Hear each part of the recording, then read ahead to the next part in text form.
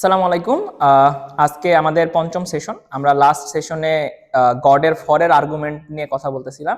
এখন গডের ফরের আর্গুমেন্টগুলো আসলে শেষ হয় নাই, ওইটা জাস্ট একটা থিওরিটিক্যাল আর্গুমেন্ট দিছিলাম যে কিভাবে তার উৎপত্তি হয়, কিভাবে তার বিকাশ লাভ করে এবং কেন আসলে ফান্ডামেন্টালি এখন পর্যন্ত সাইন্টিফিক আমাদের কাছে কোনো এভিডেন্স নাই জিনিসটাকে নেগেট করা, রাদার দেন ওই অ্যানালজিটা বা ওই থিওরিটা আমাদের কাছে মোর অ্যাকসেপ্টেবল রাদার দেন নাথিংনেসে বিলিভ করা। এই ছাড়াও গডের এগেনস্টে বা গডের ফরে অনেকগুলো আর্গুমেন্ট আছে। আমরা যদি এই জিনিসগুলো নিয়ে কথা বলি তাহলে প্রথমে আমরা একটা করে ইস্যু নিয়ে কথা বলবো। ওই ইস্যুটার ফরে আসলে গভর্নমেন্ট মানে গডের মানে রিলিজিয়ন কি ব্যাখ্যা দিছে, আর ইস্যুটার এগেনস্টে আসলে কি ধরনের কথা আছে সেইটা নিয়ে ব্যাখ্যা দিব। তো গডের এগেনস্টে একটা বড় অ্যালিগেশন হচ্ছে যে এই পৃথিবীতে এত বেশি দুর্দশা, কষ্ট, হতাশা, হ্যাঁ, এই জিনিসগুলো আসলে কিভাবে আসছে। একটা মানুষ আফ্রিকায় জন্মগ্রহণ করছে, ছোট্ট একটা বাচ্চা, সে তো নিষ্পাপ। এখন তার উপরে যখন কাতারের বোমগুলা পড়ে বা আরব আমিরাতের সেনাবাহিনী তার উপরে গুলি চালায় এবং সে যখন নৃশংসভাবে মারা যায়, তো এই বাচ্চার সাথে কেন এরকম হইল? এখন এইরকম একটা ঘটনার ব্যাখ্যা দুইটা রিলিজন দুই ভাবে দেয়। আব্রাহামিক রিলিজনের এক ধরনের ব্যাখ্যা আছে, আবার হচ্ছে হিন্দুইজমের এক ধরনের ব্যাখ্যা আছে। হিন্দুইজমের ব্যাখ্যা বলে যে এই যে এই বাচ্চাটা আজকে আফ্রিকায় জন্মগ্রহণ করছে, সে গুলি খায় মরে গেছে, সে আসলে পাপ করে নাই, স্টিল তাকে একটা বড় শাস্তি দেওয়া হয়েছে, যার বিনিময়ে সামনের জেনারেশনে, সামনের প্রজন্মে, সামনের জন্মে সে যখন জন্মগ্রহণ করবে আইদার খুব ভালোভাবে জন্মগ্রহণ করবে, নাহলে সে স্বর্গে চলে যাবে, সেখানে সে অনেক বছর কাটে, আবার নতুন করে দুনিয়া আসবে। তার মানে ওইভাবে ওদের ওয়ার্ল্ডে কম্পেনসেশন হয়। ওরা এই জন্ম পুনর্জন্মের মাধ্যমে তার সাথে হয়ে যাওয়া ঘটনার মানে ফিডব্যাকটা ঠিক করে। বাট আব্রাহামিক রিলিজিয়ন এই জিনিসটাকে দেখানোর চেষ্টা করে, স্পেশালি ইসলাম, যে এইটা একটা test, life is a test. এবং আমরা অলরেডি আপনাদেরকে কয়েকটা ঘটনার মাধ্যমে বলছিলাম যে প্রত্যেকটা মানুষের টেস্ট কিন্তু ডিফারেন্ট ডিফারেন্ট, প্রত্যেকের পরীক্ষার কোশ্চিন আলাদা, মানবন্টন আলাদা, টাইম ফ্রেম আলাদা এবং তার জাজমেন্টের ক্রাইটেরিয়া আলাদা। জাস্ট জাজমেন্ট ম্যাট্রিকটা সেম, যে সবার পাস মার্ক ধরে নেওয়া সেম, অর্থাৎ প্রপোর্শনেটলি যে ভালো করবে সে তার চাইতে আগায় থাকবে। এরকম একটা জায়গা থেকে যেটা করা হয় সেটা হচ্ছে যে এই যে এই ঘটনাগুলো ঘটে, প্রথম কথা এই ঘটনাগুলো আল্লাহ চাইছে সেই কারণে ঘটছে, ব্যাপারটা এইরকম না। রাদার দেন এই ঘটনাগুলা আল্লাহ যেহেতু মানুষকে ফ্রি উইল দিছে এবং ফ্রি উইলকে চর্চা করার অধিকারও আল্লাহ দিছে। এখন একটা মানুষ যদি ইচ্ছা করে খারাপ হয়, একটা মানুষ যদি ইচ্ছা করে মারতে চায়, ওই আরব আমিরাতের লোকজন যদি ওই সোনার খনি দখল করার জন্য 50টা মানুষকে মারতে চায়, এটা তো তারা ইচ্ছা করছে, এই কর্মকাণ্ড তাদের। এবং এই কর্মকাণ্ড তারা যখন চালাইছে, স্রষ্টার কাছে এই সামর্থ্য ছিল, স্রষ্টা এখানে ডিভাইন ইন্টারভেনশনের মাধ্যমে ওই যুদ্ধ থামাই দিয়ে আরব আমিরাতে সবাইকে মেরে ওদেরকে বাঁচাইতে পারতো। কিন্তু এরকম যদি ডিভাইন ইন্টারভেনশন করে তাহলে আসলে সৃষ্টিকর্তা কোনো টেস্ট নিতে পারে না।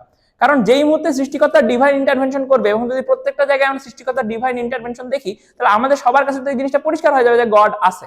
এবং গড যদি আমরা সবাই মেনেই নেই গড আছে, তাহলে তার পরীক্ষাই থাকলো না। কারণ পরীক্ষাটাই তো এই জায়গায় যে গডকে তুমি বিশ্বাস করে গডের কথা মেনে চলবা। গড সামনে চলে আসলে তো সেখানে আর পরীক্ষা রাখার কোনো জায়গা নেই, ঠিক আছে? এই জিনিসটা যেমন আমরা সিম্পলি বোঝা যায় যে আমরা কি মনে করি যে শুধুমাত্র রাজনীতিবিদ বা পলিটিশিয়ান যারা আছে তারাই হচ্ছে চোর, হ্যাঁ, এরাই শুধুমাত্র দুর্নীতি করে, আমরা তো দুর্নীতি করি না। কিন্তু মজার ব্যাপার হচ্ছে আমরা যে দুর্নীতি করি না, আমরা সুযোগের অভাবে সৎ। বাট সবাইকে যদি সুযোগ দেয়া হইতো তাহলে অ্যাকচুয়ালি বোঝা যাইতো যে কে আসলে সৎ। যার কাছে এই সক্ষমতা আছে যে সে সুযোগটাকে ব্যবহার করে নিজের স্বার্থ হাসিল করতে পারবে, সে যদি ওই সুযোগটার অসৎ ব্যবহার না করে সৎ ব্যবহার করে তাহলে আমি তাকে সৎ বলবো। কিন্তু যার কাছে সুযোগই নাই ব্যবহার করার, সে তো অসৎ ব্যবহারও করতে পারবে না, সৎ ব্যবহারও করতে পারবে না। সে যদি সৎ হয় তাকে আমরা সত্যিকার অর্থে সৎ বলতে পারবো না। এই অ্যানালজি ওয়াইজ ওই কাতারের যে আমির বা কাতারের যে প্রেসিডেন্ট বা তারা যদি চায় যে তারা তাদের স্বার্থ চরিতার্থ করবে, বা আমেরিকা কিংবা রাশিয়া বা চায়নার মতো তারা যে এই মাস কিলিং গুলা করে বা ইসরায়েল যে গণহত্যাগুলা চালায়, এই গণহত্যাগুলা চলতে দিতে হবে। কেন? কারণ ইসরায়েল চালাচ্ছে, ইসরায়েলের প্রত্যেকটা মানুষের মধ্যেও ফ্রি উইল আছে, যেমন আমার তোমার মধ্যে আছে। এখন সে তার ফ্রি উইল খাটায় ইভিলকে বেছে নিছে, এবং সে তার গ্রিড, সে তার লালসা, সে তার অহংকার, সে তার মানে ক্ষমতা, লোভ, এই সবের জন্য সে লড়াই করে গেছে এবং সে তার জন্য কোনো নিয়ম মানে নাই, কোনো কানুনকে গণ্য করে নাই।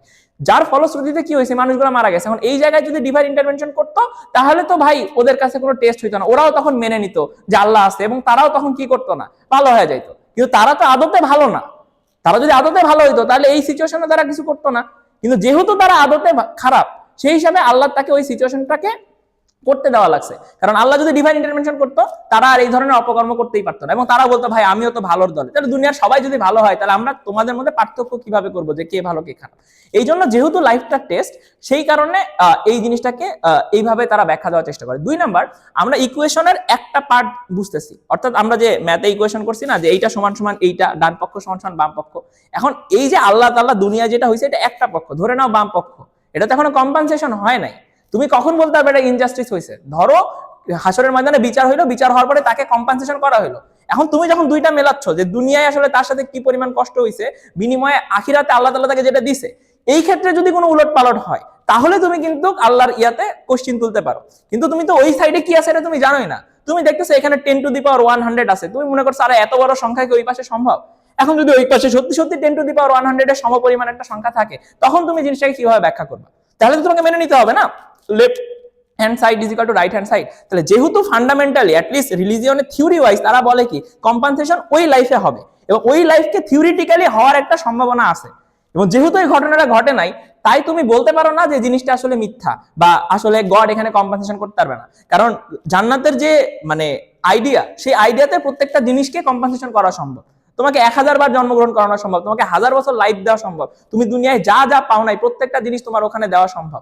যেই জীবনটা তুমি এখানে কাটাইতে পারো না ওখানে তুমি কাটাইতে পারবা। সো ডেফিনেটলি এখানে করা সম্ভব। আবার সিমিলারলি কেউ যদি এখানে 1000টা খুন করে, জাহান্নামে তাকে 1000 বার মারা সম্ভব, 1000 বার একই প্রক্রিয়ায় মারা সম্ভব, এক্সাক্ট ফিল এক্সাক্ট পেইন দেওয়া সম্ভব, কারণ স্রষ্টা জানে, ক্যালকুলেট করে দেখছে যে যেই মানুষটাকে সে সাফার করাইছে ও ঠিক কি পরিমাণ সাফারিংস এর মধ্যে দিয়ে গেছে। বাট আমাদের পক্ষে একটা মানুষের মনস্তাত্ত্বিক সাফারিংস কোনোদিন মাপা সম্ভব না। শারীরিক সাফারিংসকে যদি আমরা কিছুটা ক্যাটার করতেও পারি, মনস্তাত্ত্বিক সাফারিংস আমরা কোনোদিন বুঝতে পারবো না। তাই আমরা যতই একটা ন্যায় বিচারের চিন্তা করি, যতই জাস্টিস করার চেষ্টা করি, কোনোদিনও ওই পূর্ণাঙ্গ জাস্টিস দিতে পারবো না। অর্থাৎ সে তার ভিকটিমকে যা ফিল করাইছে সিমিলার তাকে ঠিক সেইটাই ফিল করানো এই পৃথিবীতে মানুষের পক্ষে কোনোভাবেই সম্ভব না। আমরা টেকনোলজিক্যালি যতটা আপডেট করে রাখি এখন পর্যন্ত সম্ভব না, কিন্তু স্রষ্টা পারে।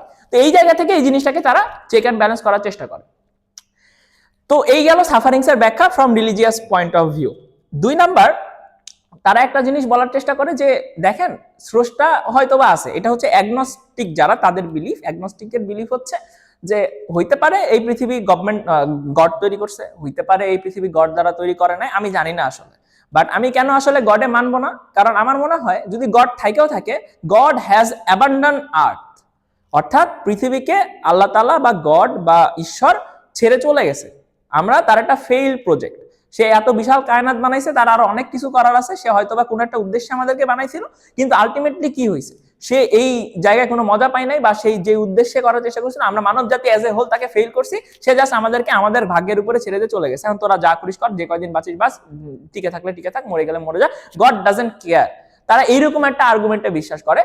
এই জিনিসটাকে রিলিজিয়ন এইভাবে দেখানোর চেষ্টা করে যে না, যেহেতু মানে আমাদের থিওরিটিক্যাল ফ্রেমওয়ার্ক হচ্ছে এইটা যে একটা সময় পরে আমার এই পৃথিবী ধ্বংস হবে এবং প্রত্যেকটা মানুষের হাসরের ময়দানে বিচার হবে, এবং যেই মুহূর্তে বিচার হবে তখন এই প্রত্যেকটা জিনিসকে অ্যাকাউন্ট করা হবে, প্রত্যেকটা জিনিসকে আসলে হিসাব করা হচ্ছে।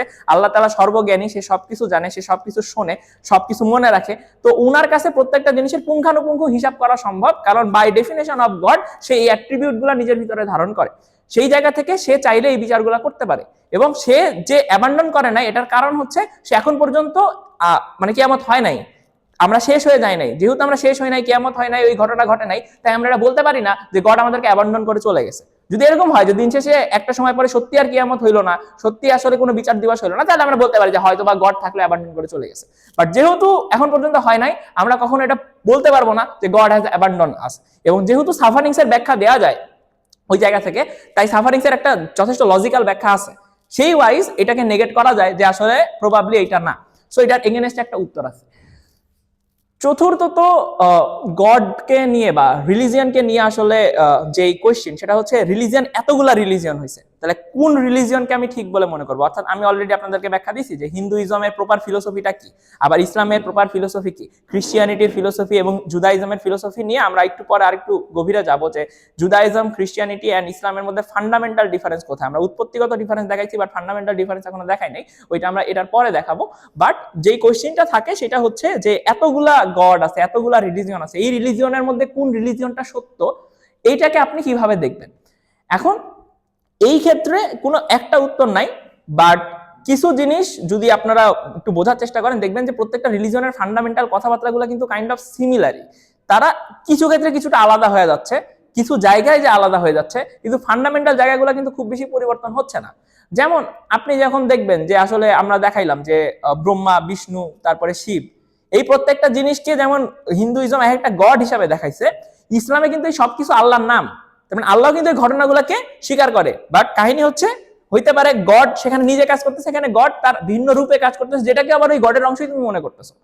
তার মানে হইতে পারে না যে ওই স্ক্রিপচার গুলা বা যে রিলিজিয়াস আইডিয়া যেখান থেকে ডিরাইভ হয়েছে, হইতে পারে কোনো পয়গম্বর আসছে, হইতে পারে কোনো নবী রাসূল বা কোনো ভাবে আসছে, যেটাই হোক না কেন, ওই মানুষগুলা সময়ের পরিবর্তনে জিনিসটা আসলে প্রপারলি বুঝতে পারে নাই, যেই কারণে এরা এটার যে ব্যাখ্যা দাঁড় করাইছে এটা তার অন্য ব্যাখ্যা দাঁড় করাইছে।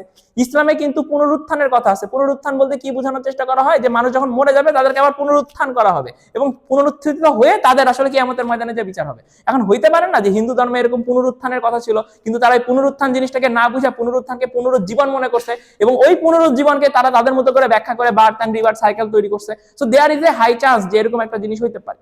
আবার ধরেন ক্রিশ্চিয়ানিটিতে ট্রিনিটির কনসেপ্ট আছে, আমরা এটা নিয়ে আরেকটু পরে কথা বলবো যখন আমরা ইসলাম এন্ড ক্রিশ্চিয়ানিটিতে দেখানোর চেষ্টা করবো। তো এরকম প্রত্যেকেরই নিজস্ব নিজস্ব ব্যাখ্যা আছে, প্রত্যেকেই তার প্রত্যেকটা যে এলিগেশন আছে, যেমন হিন্দুইজমকে যখন এলিগেশন দেওয়া হয় যে আসলে আপনি তো মূর্তি পূজা করেন, এই মূর্তি পূজাকে আপনি কিভাবে ব্যাখ্যা করবেন, ওরা কিন্তু ব্যাখ্যা দেয় যে কেন আসলে তারা মূর্তি পূজা করতে পারে বা মূর্তি করার পিছনে তাদের দর্শন কি, এবং ওইটা যদি আপনি বোঝেন, আপনি কিন্তু ওই জায়গায় তাদেরকে কোশ্চেন করতে পারবেন না যে এই জিনিসটা আসলে রং। ঠিক আছে, সিমিলারলি আপনি বলতে পারেন যে তাদের ধর্ম তো আসলে ডিস্টর্টেড, তাদের ধর্ম তো আসলে হচ্ছে প্রপারলি ডকুমেন্টেড না। এমন অনেক কথা আছে যে বাইবেল আসলে প্রপারলি ডকুমেন্টেড হয় না, ঈসা আলাইহিস সালাম মরে যাওয়া 200-300 বছর পর থেকে বাইবেল আসলে কম্পাইল করা শুরু হয়েছে, এবং বাইবেলে অনেক সাইন্টিফিক এরর আছে যে জিনিসগুলোকে আমরা ডিনাই করতে পারি না। এখন সাইন্টিফিক এরর আছে, ওরা তো বলতেছি যে ভাই 200-300 বছর পরে আইসা বাইবেলগুলো ডিরাইভ হয়েছে, তার মানে অবশ্যই কিছু জিনিসের মধ্যে কন্টামিনেশন হয়েছে। এন্ড কন্টামিনেশন হওয়া তো এটা যারা কম্পাইল করছে তাদের দোষ, আমরা সংরক্ষণ করতে পারি না আমাদের দোষ, বাট দ্যাট ডাজন্ট মিন জিনিসটা রং ছিল, অর্থাৎ ট্রু ফর্মে হইতে পারে ওইটা রং ছিল না। তাহলে জাস্ট বিকজ অফ আমরা জিনিসটাকে প্রপারলি কম্পাইল করতে পারি না, কিছু ব্যাখ্যা আমাদের সাথে সেন্স মেক করতেছে না, দ্যাট ডাজ নট মিন জিনিসটা রং। চতুর্থত যেই জিনিসটা আসে, যেমন হচ্ছে অনেকে বলবে যে ভাই আমার মোরাল কম্পাসের সাথে তো মানে এই ধরনের রিলিজনের মোরাল কম্পাস মিলে না। যেমন ধরেন যারা এলজিবিটি কিউ আছে তারা কি মনে করে যে এটা তো আসলে আমার রাইট, আমার মোরাল কম্পাস ওয়াইজ আমরা এই ধরনের কাজ করবো, এটা তো আসলে কারো হারাম হচ্ছে না। আমি একটা পুরুষ মানুষ, আমি আরেকটা পুরুষ মানুষকে পছন্দ করি, তার সাথে মানে সেও চায় আমার সাথে ঘনিষ্ঠ হইতে, আমিও চাই তার সাথে ঘনিষ্ঠ হইতে, আর আমরা দুজন করতেছি, তো সোসাইটির কোনো হারাম হচ্ছে না, এটা কেন আসলে হারাম হবে, বা এটা কেন আসলে ক্রিশ্চিয়ানিটি বলেন বা জুদাইজম বলেন বা ইসলাম বলেন, এরা কেন জিনিসটাকে ডিনাই করবে, আমাকে কেন করতে দেওয়া হবে না? আমার মোরাল কম্পাস তো বলে ভাই আমি তো করতেছি, এখানে তো কারো হারাম হচ্ছে না। এখন এই জায়গায় কথা যে একটা মানুষের মোরাল কম্পাস বা আমাদের যে মোরাল কম্পাস সেটা ভ্যারি করবে, এক একটা মানুষের মোরাল কম্পাস এক এক রকম। আপনি চিন্তা করেন যে বাংলাদেশে নর্মালি যখন মানে কি বলে নর্মাল বিয়ে শাদী হয়, সেখানে দেখা যাবে যে একদম হিজাব টিজাব পরে বর পাত্র পাত্রী কোনোদিন দেখা করবে না কেউ কারোর সাথে, এবং বাবা মা সবকিছু ঠিক করে দিবে, তারপর ওই সেটিংসে তাদের বিয়ে হবে, খুবই কনজারভেটিভ ওয়েতে বিয়ে হয়, এটাই আমাদের সমাজে সভ্য বলে দেখা হয়। বাট আপনি চিন্তা করেন ওয়েস্টার্নে যেখানে হয়, ওয়েস্টার্নের ছেলেমেয়েরা অনেকদিন ধরে ডেট করে, তারা একে অপরকে পরিচিত হয়, তারপরে 2-3 বছর তারা নিজেরা লিভ ইন রিলেশনশিপে থাকে, তারপরে এসে তারা বিয়ে করে, এবং ওই সমাজে কিন্তু কেউ ওই জিনিসটাকে সি সি হিসাবে দেখে না, খারাপ হিসাবে দেখে না। আমাদের দেশে যেখানে মানে কেউ একটা মানে নর্মাল মাথায় হিজাব না পড়লে জিনিসটাকে একটু অনেক ক্ষেত্রে অনেকে কটাক্ষ করে, ওদের দেশে কেউ বিকিনি পরে ঘুরলেও জিনিসটাকে খারাপ হিসেবে দেখায় না। ঠিক আছে, এই যে আমাদের দেশে মৃত্যুদণ্ড করা যায়, আমাদের দেশের মানে আইন বলে যে মৃত্যুদণ্ড দিতে পারবা তুমি একটা ক্রিমিনালকে, বাট ওয়েস্টে অনেক ক্ষেত্রে মৃত্যুদণ্ডকে তারা আসলে কোনো মানে মানে কি বলে খারাপ বলে মনে করে, মৃত্যুদণ্ড আসলে দেওয়ার কোনো অধিকার মানুষের নাই এরকম জিনিস মনে করে। তার মানে যেটা বলার চেষ্টা করতেছি, সভ্যতা টু সভ্যতা ভিত্তিতে, সময় টু সময় ভিত্তিতে, যেমন আজ থেকে কয়েকশো বছর আগে সতীদাহ প্রথা আসলে কিন্তু মানে ধার্মিক মনে করা হইতো, যে হ্যাঁ একটা মেয়ে মরে যাবে, তার স্বামীকে নিয়ে মরে যাবে, সেই সতী হিসাবে মরে যাবে, এটা একটা মানে ধর্মের জন্য স্যাক্রিফাইস, তার ধর্ম তাকে বলে, এটা একটা ধার্মিক ব্যাপার। তাদের মোরাল কম্পাস ওই জিনিসটাকে খুব মহৎ বলে মনে করতো, ওই মেয়েগুলোকে অনেক সম্মান দেওয়া হইতো, যে দেখো সে তার স্বামীর জন্য মারা গেছে, মানে চিতায় লাফ দিয়ে মারা গেছে। কিন্তু এখন দেখো ওই জিনিসটাকে কিন্তু আমরা ওইভাবে দেখি না। সিমিলারলি এরকম যত একটা সময় কুসংস্কার ছিল, এখন দেখা যাচ্ছে ওই জিনিসগুলোর কুসংস্কার নাই। একটা সময় ওই জিনিসগুলোকে বৈধ মনে করা হয়তো, এখন সেই জিনিসগুলো কুসংস্কার হয়ে গেছে। একটা সময় একটা অংশের মানুষ সেটাকে ঠিক বলে মনে করে, আরেকটা অংশের মানুষ সেটাকে ভুল বলে মনে করে। তার মানে এক এক মানুষের কাছে মোরাল কম্পাস ভিন্ন হইতে পারে। এখন এই জায়গায় বুঝতে হবে, যেহেতু মানুষের মধ্যে মোরাল কম্পাসের ডিফারেন্স আছে, গড কিন্তু মানুষ না, এবং গডের চাইতে মানুষের ডিফারেন্স কি, মানুষের মধ্যে বুদ্ধিমত্তা আছে, গডের মধ্যেও বুদ্ধিমত্তা আছে, মানুষের মধ্যেও দয়া আছে, গডের মধ্যেও দয়া আছে, মানুষও জাস্টিস চায়, গডও জাস্টিস চায়। অর্থাৎ সৃষ্টিকর্তার যে গুণগুলো আছে তার সাম হোয়াট কিছু গুণ মানব জাতীয় পজেস করে, বাট গডের ক্ষেত্রে জিনিসটা ইনফিনিট অ্যামাউন্ট, আর মানুষের ক্ষেত্রে জিনিসটা একটা লিমিটেড অ্যামাউন্ট, এটাই পার্থক্য।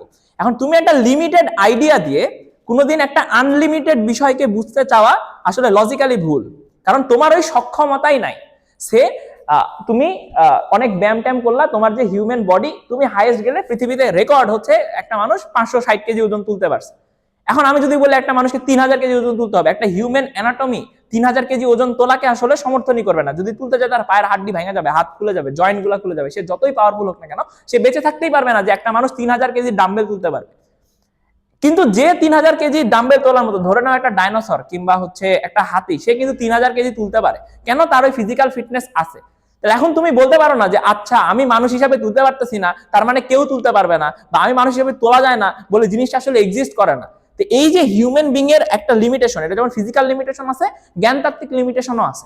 তো এই জ্ঞানতাত্ত্বিক লিমিটেশনের কারণে স্রষ্টা আসলে যে জিনিসটা দেখতে পাচ্ছে, সে ওভার অল যত কিছু জানে, সে কায়নাতের প্রত্যেকটা বিষয় জানে। ওই প্রত্যেকটা বিষয় জানার পরে, এবং সবচেয়ে বড় কথা, সে আমাদের হিউম্যান বিং কে তৈরি করছে। যে আমাকে তৈরি করছে সে তো আমার মনস্তত্ত্ব ভালো জানবে না, সে তো আমার খাইসলত ভালো জানবে, সে আমার অ্যানাটমি ভালো জানবে। সো তার ভিত্তিতে সে যে মোরাল কোড অফ কন্ডাক্ট ঠিক করবে, সেই মোরাল কোড অফ কন্ডাক্ট বোঝার মতো সক্ষমতা মানুষের নাও হইতে পারে। ঠিক আছে? যেমন আমরা যখন হচ্ছে কি বলে মানে ছোট বাচ্চা থাকে, ছোট বাচ্চা কি চিন্তা করে যে আমি অনেক বেশি চকলেট খাবো, অনেক বেশি চকলেট খাবো। আমাকে যখন চকলেট খাইতে দেওয়া হয় না, আমার বাবা মা যখন চকলেট কেনে নাই, তখন আমি কান্নাকাটি করি যে বাবা মা কত খারাপ, কত ক্রুল, সে আমাকে চকলেট খাইতে দিতেছে না। কিন্তু বাবা মা বুঝতেছে তুমি যদি অনেক বেশি চকলেট খাও, 6 মাস পরে তোমার দাঁতে পোকা হবে এবং তখন তুমি দাঁতটা তুলবা, তোমার অনেক বেশি কষ্ট লাগবে। সেই কারণে তুমি এখন চকলেট খাও না, যাতে তুমি ওই বেশি পেইন থেকে বাঁচতে পারো। কিন্তু ওই বাচ্চার কাছে কি মনে হবে যে আরে আমার বাবা মা তো আসলে আমাকে অনেক খারাপ করতেছে। এইরকম একটা বাচ্চার পক্ষে যেমন ওই বাবা মার উইজডম বোঝা সম্ভব না, কারণ বাবা মার ম্যাচুরিটি অনেক বেশি, বাচ্চার ম্যাচুরিটি কম। সিমিলারলি আমাদের পক্ষে গডের ওই ম্যাচুরিটি বা গডের ওই মানে কি বলে জ্ঞান বা গডের যে আন্ডারস্ট্যান্ডিং, সেটাকে আসলে রিচ করা সম্ভব না। যেহেতু করা সম্ভব না, তাই আমাদেরকে মানে এই জিনিসটার কোশ্চেন করারই আমাদের কোনো অথরিটি নাই যে আপনি এরকম করতে পারেন কিনা। চতুর্থত এইরকম পঞ্চমত তারা এরকম একটা জিনিস নিয়ে আসে যে we didn't choose to live, we didn't choose to exist. God আমাদেরকে কেন বানাইলো এবং গড আমাদের সাথে যা মন চাই তাই করবে কেন? গড আমাদেরকে টেস্ট কেন নিবে? গড আমাদেরকে জান্নাতে কেন পাঠাবে? গড আমাদেরকে জাহান্নামে কেন পাঠাবে? গড তো তাহলে গড যদি মার্সিফুলি হয় তাহলে আমাদেরকে জাহান্নামেই কেন পাঠাবে? এই ধরনের কথাগুলো আছে। এখন কাহিনী হচ্ছে গড যে মার্সিফুল এটা সত্য, গড যে অমনিপোটেন্ট, অমনিপ্রেজেন্ট, অমনিসিয়েন্ট এটাও সত্য, বাট গড কিন্তু জাস্ট, অর্থাৎ গড জাস্টিস প্রতিষ্ঠা করতে চায়, গড ন্যায় বিচারক, এই জিনিসটাও আছে। তাহলে ব্যাপারটা এইরকম, যেমন ধরেন আপনার বাচ্চা ছাদ থেকে লাফ দিতে চায়, কেন? কারণ সে স্পাইডারম্যানের একটা সিনেমা দেখছে, স্পাইডারম্যানে সে দেখছে একটা মাকড়সা তাকে কামড়াইছিল এবং মাকড়সা কামড়ানোর পরে সে এক রাত ঘুমাইতে পারে নাই, তারপরে সে একটা বিল্ডিং থেকে লাফ দিলে অনেক লম্বা লম্বা লাফ দিয়ে এক বিল্ডিং এর ছাদ থেকে আরেক বিল্ডিং এ যাইতে পারে।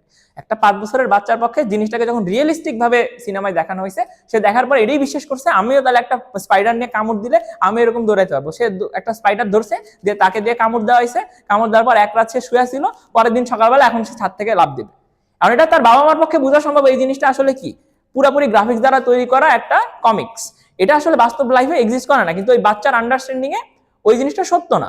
এখন বাচ্চাটা কি করবে? বাচ্চাটা লাফ দিয়ে ছাদ থেকে বাঁচানোর চেষ্টা করবে। সেই ক্ষেত্রে ওই বাপ মায়ের কাছে ওই বাচ্চাটাকে আটকানোর কয়েকটা ওয়ে আছে। প্রথম কথা, সেই বাচ্চাটাকে সে বুঝাবে যে কেন আসলে এই যে স্পাইডারম্যানের ব্যাপারটা বাস্তব না।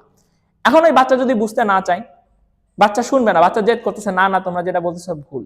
তাহলে দ্বিতীয় কথা, বাবা মা কি করতে পারে? আচ্ছা ঠিক আছে বাবা তুমি লাভ দিও না, তুমি যদি আজকে 6 মাস আগামী 6 মাস লাভ না দাও, তাহলে তোমাকে আমি হচ্ছে ফ্যান্টাসি কিংডমে ঘুরতে নিয়ে যাবো, বা তোমাকে আমি একটা বিশাল বড় চকলেট দিব, বা ওই গাড়িটা কিনে দিব, অর্থাৎ সামথিং একটা রিওয়ার্ড দেওয়ার চেষ্টা করবে। ওই রিওয়ার্ডের লোভে হলে হয়তো বা সে আর হচ্ছে ছাদ থেকে লাভ দেওয়ার চেষ্টা করবে না, ছাদে যাওয়ার চেষ্টা করবেন।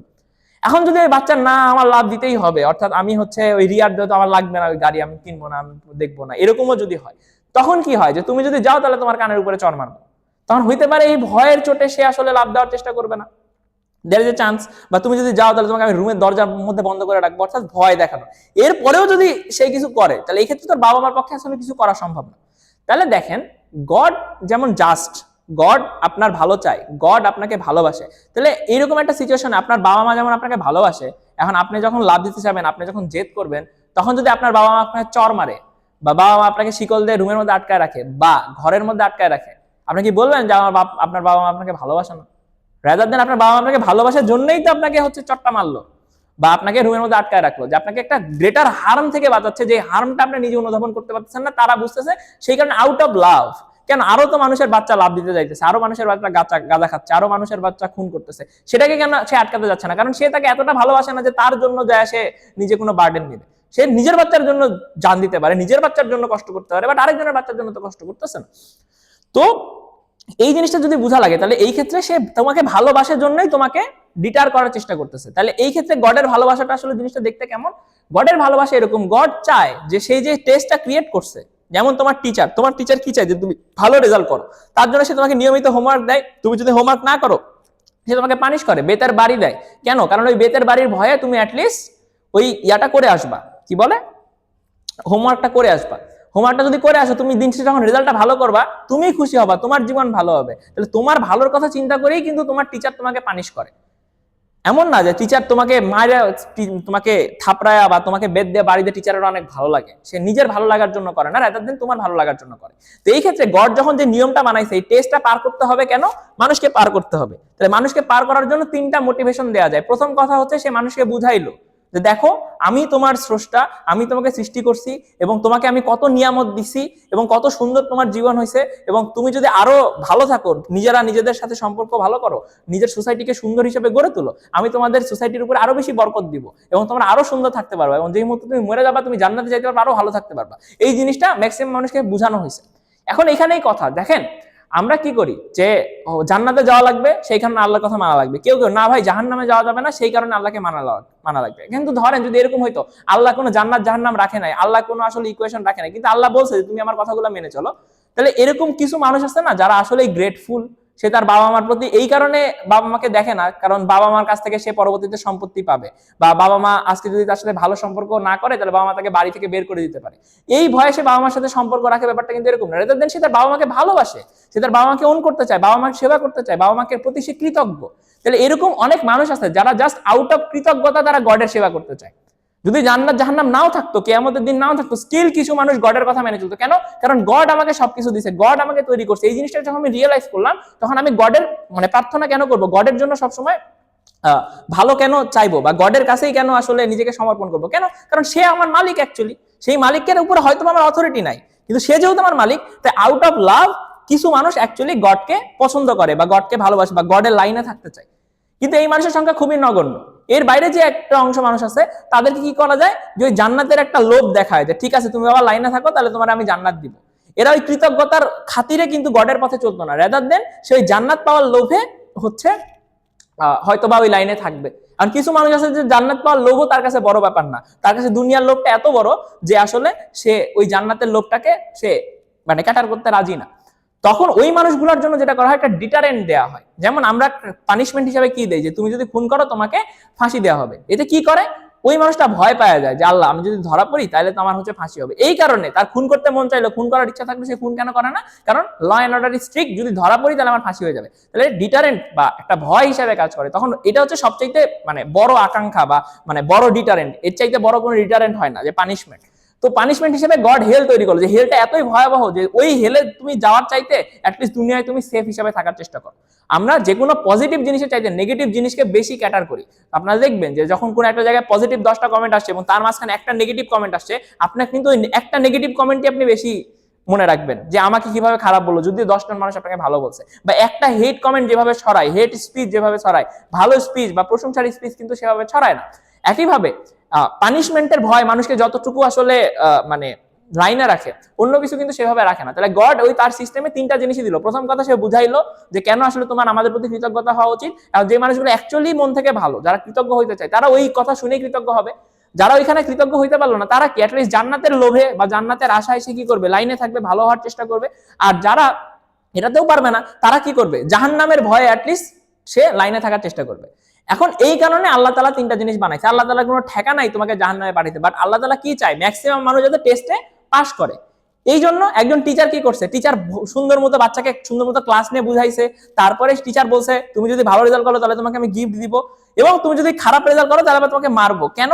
কারণ এইটার মাধ্যমে অ্যাটলিস্ট আমি এরকম একটা সিস্টেম তৈরি করলাম যার মাধ্যমে তুমি পরীক্ষায় ভালো রেজাল্ট করতে পারো। তাহলে গডের আলটিমেট উদ্দেশ্য কি, তুমি যাতে ভালো রেজাল্ট করতে পারো, রাইট, বা এই পরীক্ষাটাই পাস করতে পারো।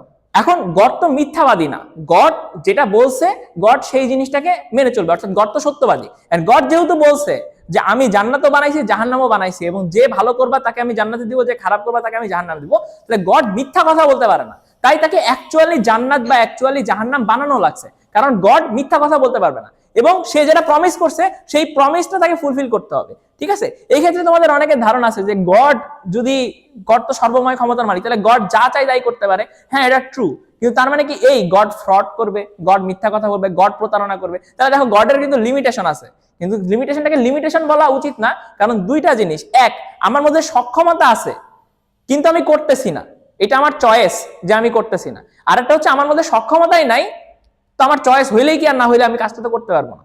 তাহলে এই যে মিথ্যা প্রতারণা, গ্রিড, হ্যাঁ, এই জিনিসগুলো আসলে আনগডলি, এটা গডের ক্যারেক্টারিস্টিক্সই না, আনগডলি ব্যাপার। তাহলে গড কখনো মিথ্যা কথা বলতে পারে না, মিথ্যা প্রমিস করতে পারে না। তাই সে এখন আমাদেরকে, যেমন অনেকে ধারণা করে যে এই যে জান্নাত জাহান্নামের কথা বিভিন্ন টেক্সটে আছে, এটা আসলে হোক, জাস্ট ভয় দেখানোর জন্য আল্লাহ তাআলা বলছে, বাট আসলে কিয়ামতের পরে আসলে কাউকে জান্নাত জাহান্নামে পাঠাবে না, বা পাঠাইলেও অনন্তকালের জন্য রাখবে না, জাস্ট মানুষকে ভয় দেখানোর জন্য করছে। বাট তুমি যদি রিলিজন প্রপারলি বুঝে থাকো তাহলে তোমাকে বুঝতে হবে যে গড যেহেতু মিথ্যা কথা বলতে পারে না, তাই সে যে প্রমিস করছে সেই প্রমিসটা রাখতে হবে। কারণ সে যদি প্রমিস না রাখে তাহলে কিন্তু সে আনগডলি হয়ে গেল, সে কিন্তু কথা দিয়ে কথা রাখতেছে না, তার কথার কিন্তু কোনো দাম থাকলো না, সে কিন্তু মিথ্যা কথা বললো, মিথ্যা প্রতিশ্রুতি দিল। ঠিক আছে, যেহেতু গড প্রতিশ্রুতি দিচ্ছে তাকে গডকে প্রতিশ্রুতি রাখতে হবে, তাই এই জান্নাত জাহান্নাম সবকিছু বানানো হয়েছে। এরপরে যে কথাটা আসে সেটা হচ্ছে যে ঠিক আছে ভাই, মানে আল্লাহ তো সবই জানে না, আল্লাহ সবই বুঝে, তাহলে হুদাই এই কাহিনী করার কি দরকার ছিল? সকলগুলো মানুষ বানাইতো, জানতো যে কে দিন শেষে কার পরিণতি কি হবে, এই পৃথিবীর নাটকটা না করে ডাইরেক্টলি কিয়ামতের ময়দানে যে ভালো করবে যে খারাপ করবে তাদেরকে জান্নাতে পাঠিয়ে দিত আর বাকিগুলাকে জাহান্নামে পাঠিয়ে দিত। এই নাটকটা করার কি দরকার ছিল? এইখানে কথা হচ্ছে যে হ্যাঁ, গড জানে যে দিন শেষে কার পরিণতি আসলে কি হবে, ঠিক আছে, কিন্তু দ্য থিং ইজ, ধরেন কিয়ামতের ময়দানে ওই মানুষটাকে নিয়ে যায়, বলা হইলো যে বাবা তুমি হিটলার, তুমি হচ্ছে অনেক খারাপ, তুমি যদি পৃথিবীতে থাকতে, দেখো তুমি 60 লাখ মানুষ মারতা, তোমার কারণে বিশাল পরিমাণ মান সম্পদ বা জীবন মাল জানমালের ক্ষতি হইতো, তাহলে এই জন্য তোমাকে আমি জাহান্নামে পাঠাচ্ছি। তখন কিন্তু হিটলার এরকম প্রশ্ন করতে পারে, কই, এটা তো আপনার কথা, আমি তো আসলে মাঠে কলমে করে দেখি নাই, আমি তো আসলে এরকম কোনো ঘটনা ঘটাই নাই, হোয়ার ইজ দ্য প্রুফ যে আমি ঘটনাটা ঘটাইছি? অর্থাৎ হিটলার কিন্তু তখন বলতে পারতো যে না, এরকম ঘটনা ঘটে নাই, আল্লাহ আপনি কিন্তু বুঝেন না, এইরকম কথা কিন্তু তুলতে পারতো। তাই আল্লাহ তো এখানে কোনো চান্স নিবে না, তাই এই ঘটনা ঘটাইছে, যে ঘটনাগুলো সে প্রেডিক্ট করছিল বা সে জানতো যে হবে, সেই ঘটনাগুলোই হয়েছে। এবং তারপরে এখন তার হিটলার যা বলতে পারবে না, কারণ প্রত্যেকটা জিনিস ডকুমেন্টেড এবং সে নিজের মতো করে করছে। তাই এরকম হবে না যে গড বানানোর পরেই তাদেরকে জান্নাত জাহান্নামে পাঠিয়ে দিতে পারতো। সে জানে যে কে ভালো করবে, সে কে খারাপ করবে, সে জানে, কিন্তু স্টিল এই পৃথিবীর ঘটনাগুলা ঘটা ইম্পর্টেন্ট ছিল, পৃথিবীর হিস্ট্রিটা ইম্পর্টেন্ট ছিল, ঠিক আছে, যাতে কেউ কোনোভাবে প্রশ্ন করতে না পারে। এখন চতুর্থ, এরপরে যে কোশ্চিনটা আসে যে আপনারা যারা গডে বিশ্বাস করেন তারা নিয়তিবাদে বিশ্বাস করেন। এখন আপনি যদি বলেন, আপনিই বলছেন যে সবকিছু গড এমন ভাবে প্রোগ্রাম করছে যে বিগ ব্যাং এর টাইম এমন ভাবে প্রোগ্রাম করছে যে 1400 বছর পরে, 1400 কোটি বছর পরে পৃথিবী তৈরি হবে, তারপর পৃথিবীতে টেম্পারেচার এইভাবে তৈরি হবে, সেখানে এভোলিউশন শুরু হবে, এভোলিউশন শুরু হওয়ার পরে অন্যান্য প্রজাতি বা মানে কি বলবো, কার্বন ডাই অক্সাইড অক্সিজেনের ব্যালেন্স, টেম্পারেচারের ব্যালেন্স সবকিছু ঠিক ওইরকমই হবে। এবং আমার সাপোজ এই জায়গায় এসে এখানে কথা বলারই কথা, কারণ গড ওইভাবেই প্রোগ্রাম করছে। তাহলে সবকিছু যদি গডের প্রোগ্রাম মোতাবেকই চলে, তাহলে আমাদের দোষটা কোথায়? আমরা তো গডের ডেফিনেশন বা গডের ডিজাইনই মেনে চলতেছি। তাহলে গডের ডিজাইনে যদি মেনে চলি তাহলে তো আমাদের কোনো দোষ নাই। তাহলে আমাদের যদি দোষ না হয় তাহলে গড তো আনজাস্ট হয়ে গেল। গডের কথা মোতাবেক আমাদেরকে পুতুলের মতো নাচাইলো, আর দিন শেষে এখন আমাদেরকে পানিশমেন্ট হিসেবে জান্নাতে পাঠাবে, কিছু মানুষকে জাহান্নামে পাঠাবে। আমাকে যদি রাসূল সাল্লাল্লাহু আলাইহি ওয়াসাল্লামের মতো হচ্ছে ইয়া দেওয়া হইতো, ওহী দেওয়া হইতো, আমাকে যদি মক্কার ওখানে করতো, আমাকে কেন চুজ করলো না? চুজ করলে তো আমিও তাহলে দুনিয়ার শ্রেষ্ঠ ইয়া হয়ে যাইতাম, মানুষ হয়ে যাইতাম। আমাকে কেন সে ওইভাবে বানাইলো না? কেন তাকে হচ্ছে বেশি ইয়া দিল? তাহলে তো আল্লাহ আমার সাথে ইনজাস্টিস করলো। এই যে এই ধরনের কথাগুলো, এই জিনিসটার আসলে ব্যাখ্যা কিভাবে দেয়, এই জিনিসটার ব্যাখ্যা বোঝার জন্য এটা একটু জটিল, আমাদেরকে একটু জিনিস বোঝা লাগবে। সেটা হচ্ছে দুইটা জিনিস। এক, আল্লাহ তাআলা সবকিছু জানে। যেমন তোমাদেরকে অলরেডি আমি একটা জিনিস বোঝানোর চেষ্টা করছি যে তোমার টিচার যখন তোমাকে পড়ায়, টিচার কিন্তু জানে যে কোন ছেলেটা ভালো, কার মেরিট ভালো, কে আসলে ফাঁকিবাজ, কে আসলে পরীক্ষায় ভালো করবে, সে কিন্তু আগে থেকে প্রেডিক্ট করতে পারে। কিন্তু তোমার টিচার প্রেডিক্ট করতেছে মানেই কি তোমার ওই ছেলেটা খারাপ করবে, নাকি ওই ছেলেটা নিজের খাইসলতার কারণে ছেলেটা খারাপ করবে? টিচার প্রেডিক্ট করছে কি যে তুমি ফাঁকিবাজ, তাহলে তুমি ফাঁকিবাজ হও না, তুমি রেগুলার পড়ো, তাইলেই তো তুমি হচ্ছে ইয়া কইরো না। অর্থাৎ তোমাকে ফাঁকিবাজ হওয়ার ক্ষেত্রে কি টিচারের কোনো অবদান আছে? টিচারের কিন্তু অবদান নাই। টিচার কিন্তু তোমার ফাঁকিবাজ বানায়, টিচার জাস্ট স্পিক করছে তুমি ফাঁকিবাজ, এবং টিচার তোমার ফাঁকিবাজিকে আটকানোর জন্য তোমাকে অনেক কথা বলছে, তোমাকে ভয় দেখাইছে, তোমাকে পুরস্কার দিছে, তোমাকে বুঝাইছে, স্টিল তুমি তোমার খাইসলত পরিবর্তন করো নাই। যেই মুহূর্তে তুমি তোমার খাইসলত পরিবর্তন করো না, এই দায়টা আসলে কার? তোমার না।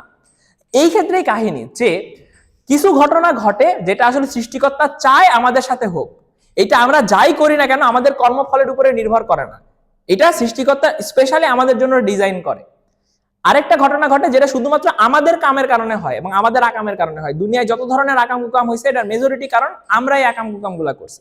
সে ফর এক্সাম্পল, আপনি রাস্তায় গাড়ি চালাতে গেলেন, আপনি সমস্ত ট্রাফিক রুল মেনে চললেন, আস্তে ধীরে গাড়ি চালাইলেন এবং খুবই সেফলি গাড়ি চালাইলেন, আপনার পক্ষে যতটুকু অ্যালার্ট থাকা সম্ভব আপনি অ্যালার্ট থেকে গাড়িটা চালাইলেন, স্টিল একটা অ্যাক্সিডেন্ট হলো, একটা ট্রাক এসে আপনাকে মেরে দিল। এই দুর্ঘটনা অ্যাভয়েড করার মতো সিচুয়েশন আপনার হাতে ছিল না, তার মানে there is a high chance এই ঘটনাটা আপনার কোনো কাজে হয় নাই, আল্লাহ তাআলা চাইছিল আপনার সাথে এই ঘটনাটা ঘটবে, তাই এই ঘটনাটা আপনার সাথে ঘটছে।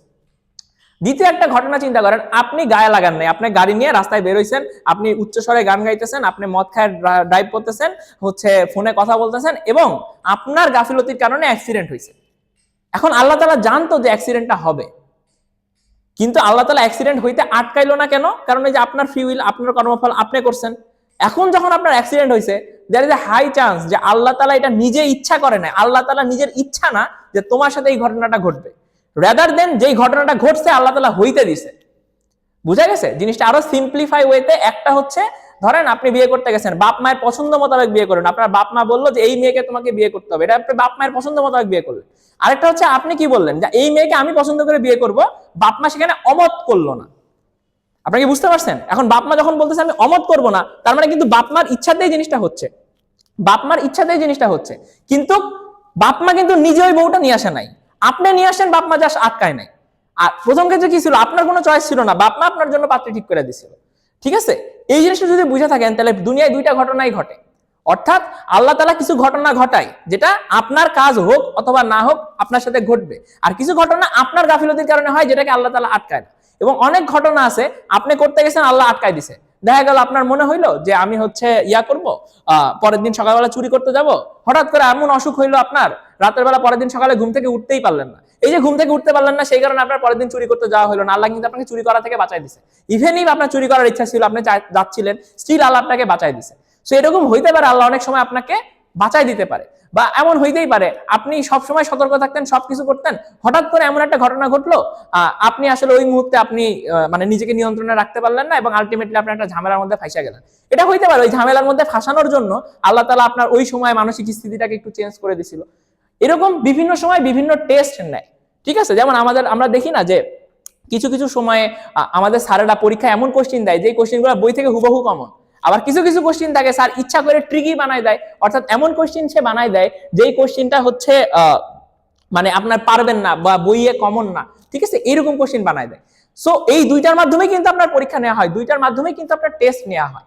ঠিক আছে, তো সিমিলারলি আল্লাহ তাআলা আপনার এইভাবে টেস্ট নেওয়ার চেষ্টা করে। এখানে আপনার ফ্রি উইলও বিদ্যমান, গডের উইলও বিদ্যমান, এবং দুইটার সম্মিলিতভাবে চলতেছে।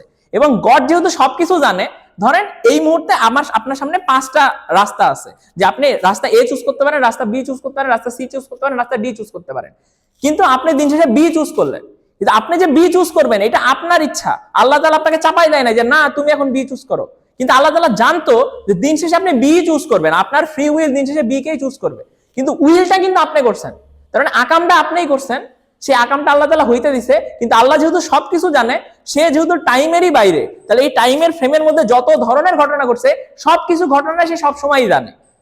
যেহেতু সে সবসময়ই জানে, তাই এই জিনিসটা হয়েছে। তাহলে আল্লাহ তাআলা সবকিছু জানে, আল্লাহ তাআলা সবকিছু প্রোগ্রাম করছে, আল্লাহ সবকিছু ঠিক করছে, স্টিল আপনি দোষী, কারণ আপনার কাজের দায়ভার আপনার, কারণ আপনার কাজের মধ্যে ম্যাক্সিমাম টাইম আল্লাহ তাআলা কোনো ধরনের ইন্টারভেনশন করে নাই। এবং আপনাকে যে সত্তা দেওয়া হয়েছে, ওই যে টেস্ট, আপনাকে ফ্রি উইল দেওয়া হয়েছে, কি আপনি আল্লাহর কথা মেনেও চলতে পারেন, আল্লাহর কথা অবমূল্যায়নও করতে পারেন। স্টিল আপনি যদি আল্লাহর কথা মেনে চলেন আপনি রিওয়ার্ডেড হবেন, আপনি যদি আল্লাহর কথা না মেনে চলেন আপনি এটার জন্য কষ্ট পাবেন বা এটার জন্য পানিশমেন্ট পাবেন। তো এই জায়গায় কিন্তু আপনি একটা স্বতন্ত্র সত্তা, আপনি ফেরেশতাদের মতো না, আর যে যারা চাইলে আল্লাহকে অমান্য করতে পারে না। এই ক্ষেত্রে ফ্রি উইলও এক্সিস্ট করে, আবার নিয়তিবাদও এক্সিস্ট করে, এবং তারা একসাথে হ্যান্ড অন হ্যান্ড এক্সিস্ট করে। এবং এমনটাই হওয়ার কথা, যেহেতু আল্লাহ সর্বজ্ঞানী, সে সবকিছু জানে, তাই সে সবকিছুই জানবে কি হবে কি না হবে। এবং ওই যে বললাম, তাহলে বলতেই পারেন তাহলে এই ঘটনাটা ঘটানোর দরকার কি ছিল? এই যে ঘটনাটা যদি না ঘটতো তাহলে আপনি কিয়ামতের ময়দানে বলতে পারতেন যে আপনি যদি ঘটনা ঘটাতেন আমি হয়তো এই কাজটা করতাম না। কিন্তু যখন কিয়ামতের ময়দানে আমি যাবো এবং আল্লাহ তাআলা আমার পাপগুলো আমার সামনে দেখাবে, তখন এবার আমার ডিনাই করার কোনো জায়গা নাই, কারণ আসলে এই ঘটনাগুলো ঘটছে, আমি নিজে ঘটাইছি। ঠিক আছে, এই ক্ষেত্রে এই যে বড় একটা কোশ্চেন যে নিয়তিবাদ থাকলেও কেন আসলে আমরা দোষী, এই জিনিসটাকে এইভাবে নালিফাই করা যায়। এর বাইরে আসলে গডের এগেনস্টে আরো অনেকগুলো কথা বলা যায়, বাট এগুলা নিয়ে আমরা আসলে আস্তে আস্তে কথা বলবো। আপাতত গডের ফরের আর্গুমেন্ট এই পর্যন্তই ছিল। ঠিক আছে, থ্যাংক ইউ।